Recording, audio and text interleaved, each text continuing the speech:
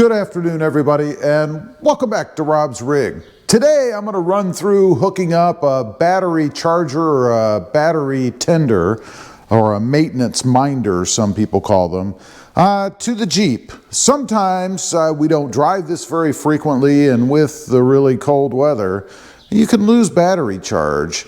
And also, you've got that little vampire battery, the auxiliary battery down there, pulling power from the main battery as well. So if you're going to leave the Jeep sit for a while, maybe you're going on vacation, a trip, you live somewhere that gets really cold, not a bad idea to throw a maintenance minder on it, is what I'll call it, or a trickle charger. This is the one that I have here. I'm not sponsored by these people.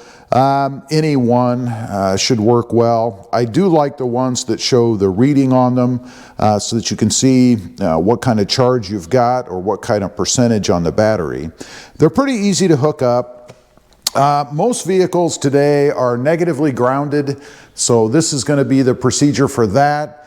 Like I say, most modern vehicles are, but you might want to check, and I'll show you how to tell if you have a negatively grounded battery.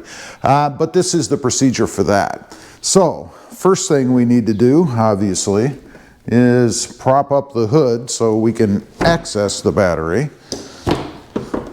Need to get some hood struts on this thing. I hate this little creaky rod that we have to have. Now, let's take a look underneath. I'll show you how to tell if you have a negatively grounded battery, and it's pretty simple.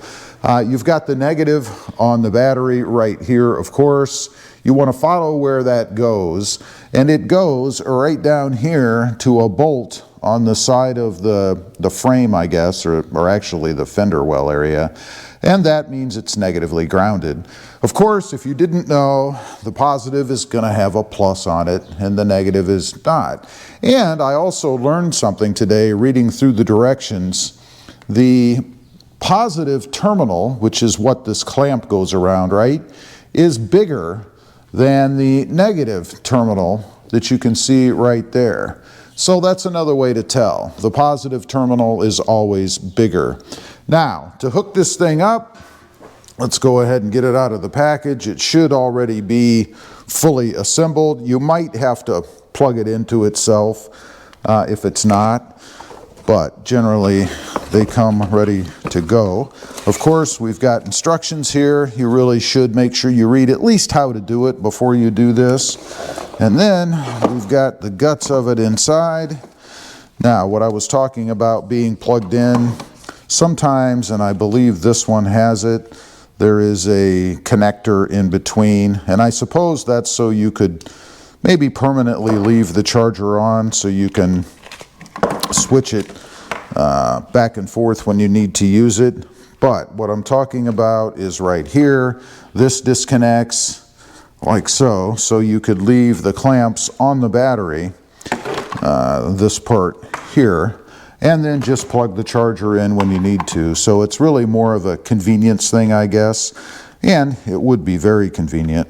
Now, let's take this over, and of course, you'll need to have access to an outlet, a grounded outlet, to plug it in. Make sure that you're not using some, real thin gauge, cheapo lamp extension cord or something. If you're going to use an extension cord, make sure you use something heavy duty enough to support the charger.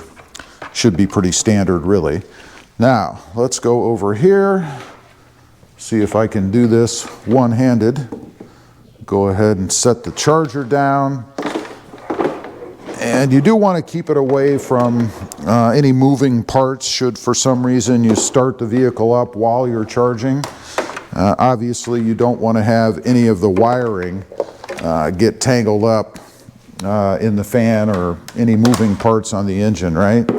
Now, first thing we're supposed to do is take the negative clamp, which is here, and it's always going to be black.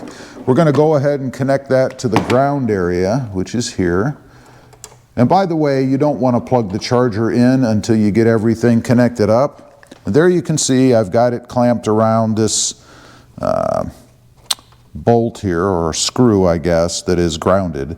Make sure if you do this that you go on something that's not painted over, because the paint is going to be an insulator and you don't want to not have contact with your ground, right? Now we're going to move up to the positive side of the battery.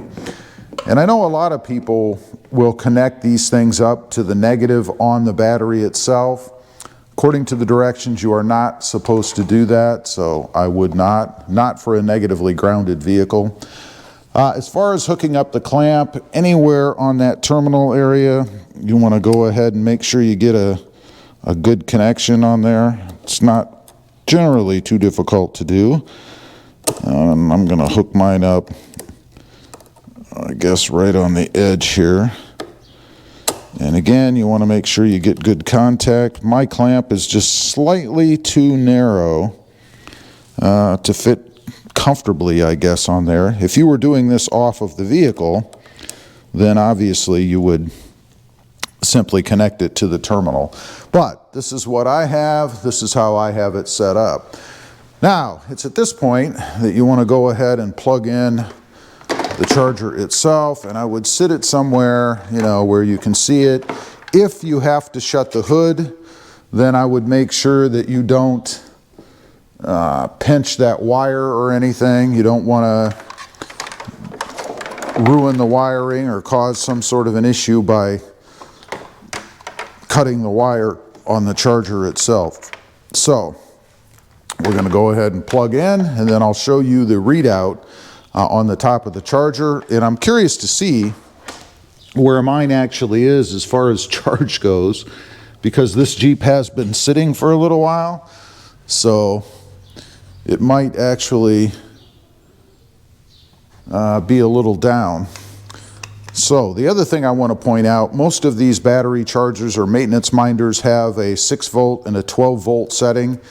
You want to make sure that you're on 12 volts instead of 6 volts, obviously.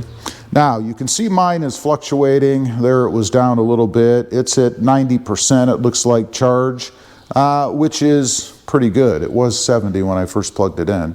But you can see there I'm at 90%.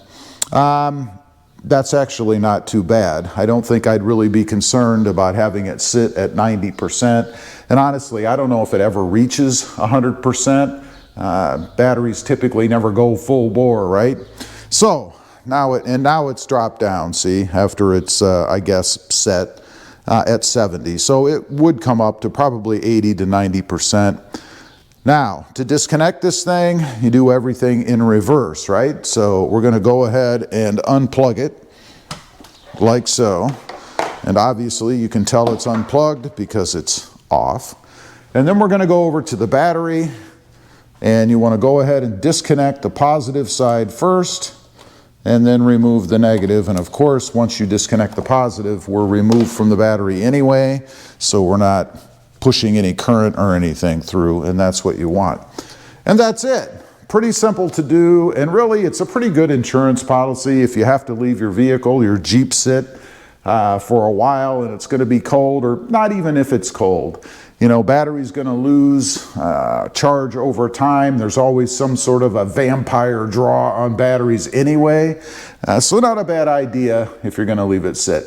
Leave a comment, let me know. Do you ever do this? Ever run into any problems when you've let your battery sit for a while and then go to start it and you get that click, click, click, if you're lucky?